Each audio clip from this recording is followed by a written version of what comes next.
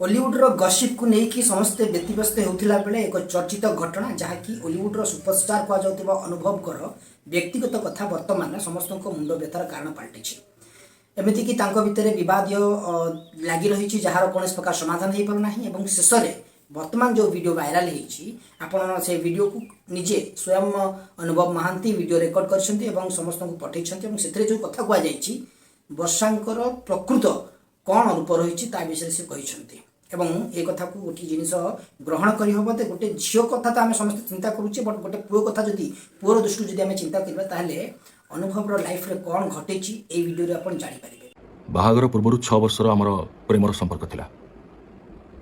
Note करंतु please 2014 8 February रे आमे बाहाई थिलु। ता पूर्व 2008 नहीं जारे मेघमते ठारू दी जनक भितर संपर्क गढ़ी उठिला।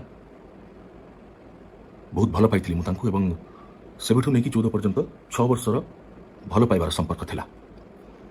किंतु भल पाइबार संपर्क रे मु जति भल पाई परे जानिली कि सामना वाला मनरे मो प्रति कौन प्रकार भल पाइबा नथिला। कहीं आप मत पचारे आप कहे कि वर्षा प्रियदर्शिनी सत कहते मु मिछ कहूँ।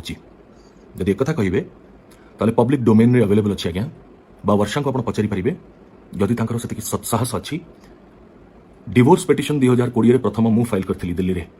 आ दिल्ली रे करिवार कारण हूँ या कि गणमाध्यम ठू बा तांको प्रति कौन असम्मान न हो मो प्रति कौन असम्मान न हो दी जनकर परिवार प्रति कौन असम्मान न हो एठी हो क्या किसी लोकलोचन बेसी न आसू ना मु ना सी ना मो परिवार के ही बदनाम हूँ भलर भलरे आपस बुझामण जहाँ भी हो जदि किसी भल हबार अच्छे ताले चुपचाप रे हो जदि किसी अलग हवा सेमती स्ट्रंग निष्पत्ति नबार अच्छे ताले सी भी चुपचाप रे हो अति सम्मान सह हो जहाँ को सी ट्रांसफर करके ओडिशा नवा चाहिए कारण सी ही चाहते लोक सामने आसू जमी मीडिया सामने गणमाध्यम सामने सब जिन आसू बोली सी ही ऑब्जेक्शन करते जो आम मना करूँ आम कहूँ न आसू बोली आसू बोली तांकर पेटिशन रे आग मु डिवोर्स पेटिशन फाइल कली 2020 जुलाई मासरे। ता पूर्व 6-6.5 वर्ष खाली मु नुहे आम परिवार प्रत्येक सदस्य समस्त प्राय विशेषकर गुरुजन माने बहुत चेष्टा करथिले तांको बुझेबा पाई। तांको परिवार सहित आम परिवार आलोचना अनेक थर हेची केबे भी एमिति नुह कि 6 वर्ष 7 वर्ष में अति खुशी रे थिलु हठात मु बाहरी कहली कि मु डिवोर्स नवा चाहूँ। No it is not the fact. 2014 जो आम बाहागर है तार ठीक वर्ष पूर्व 2013 रे छाड़ दिंतु मु वर्षांकर पेटिशन को आसबि। मु मोर पेटिशन लिखी मोर डिवोर्स प्रथम जेहेतु मु फाइल करी मोर एकमात्र रीजन थिला नॉन कंज्यूमेशन ऑफ मैरिज। बाहागर को 8 वर्ष पूरी गलानी मते किंतु जड़े स्वामीर अधिकार आज पर्यंत जे मते बाहा होती मते देले नाही। आपन जदि बुझी पारछंती ताले दया करके बुझे चेष्टा करंतु और निजको मो जगह रखिकी थोड़े चिंता करंतु बा निज भाई को क्या निज पुओ को निज परिवार जड़े पुरुष को रखिकी चिंता करंतु बा महिला को रखिकी चिंता करंतु ना।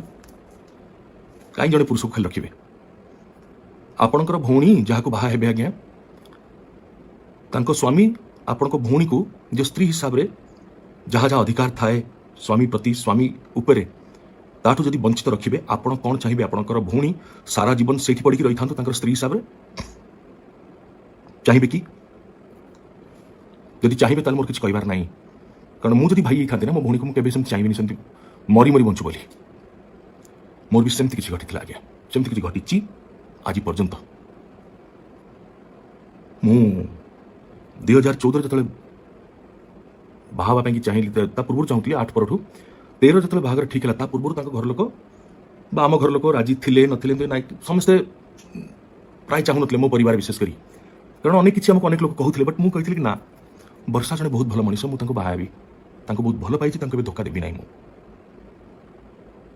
मत बाहागर पर वर्षा कहले कि मो सहित से कौन प्रकार क्षमा करी आज्ञा वर्षा को अपमान कर कौन उद्देश्य ना मु कान धरिकी हाथ जोड़ी क्षमा मागुची एमती कौन उद्देश्य ना केवल सत लोक कहवाई कि ही मोर उद्देश्य आउ सब कथा मु मोर पेटिशन में लिखी एमती कौन जिन कहूना जोटा कि हठात आज नुआकरी कहूँ जोटा लोक जानी ना କିନ୍ତୁ ଦୁଃଖର କଥା କି କୌଣସି ଗଣମାଧ୍ୟମ ଏ ବିଷୟରେ କେବେ ଚର୍ଚ୍ଚା କରିଲେ ନାହିଁ ବା ଆପଣମାନଙ୍କୁ କେବେ ଜଣେଇଲେ ନାହିଁ।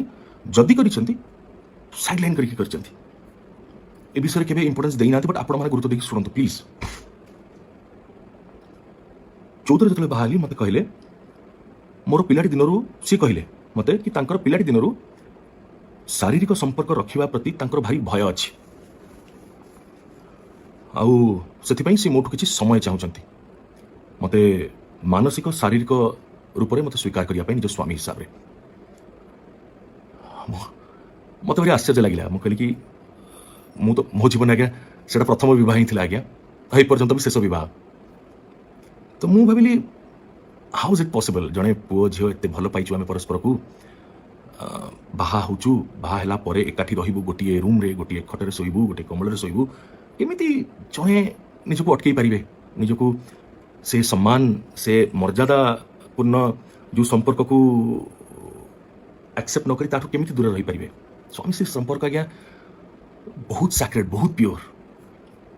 Show physical relationship is equally pure between a husband and a wife, any husband and any wife on earth, any male any female on earth, it's natural.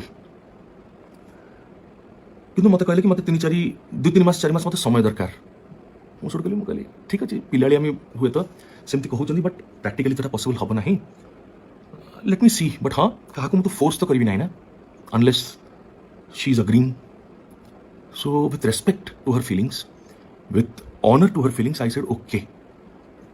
ମୁଁ 2-3 ମାସ ଅପେକ୍ଷା କରିବି ସତ, 4 ମାସ ଅପେକ୍ଷା କରିବି ସତ, କିନ୍ତୁ ଗୋଟିଏ ଅନୁରୋଧ, ଏତେ ବି ସେମିତି ଅପେକ୍ଷା କରିବନି କି ମୁଁ ବହୁତ କଷ୍ଟ ପାଏ।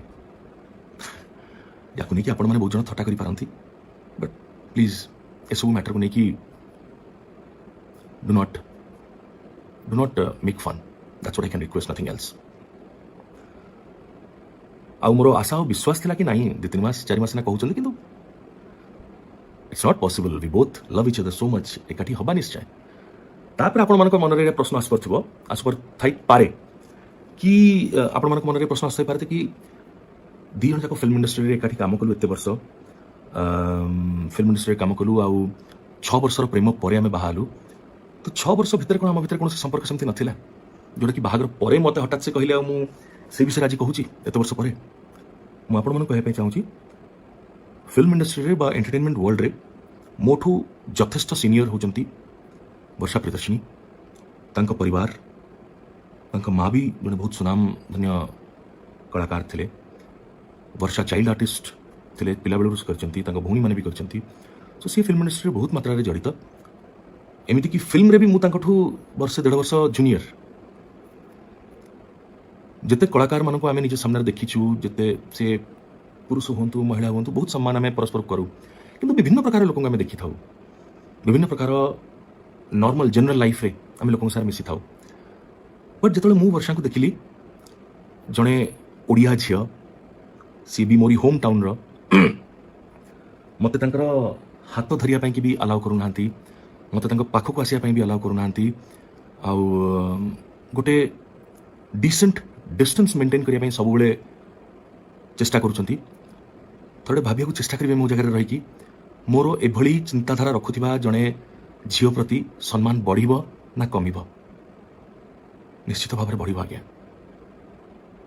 आ मु तांको सम्मान देइथिली भी, जोथि कि मु तांको एते मात्रा रे भल पाइबा आरंभ कली। मु निष्पत्ति नेली कि नाही यांको ही बाहा हेबी। बट मु कोन जानिथिली कि से घटना एते आगु को जीवा एभली रूप नब।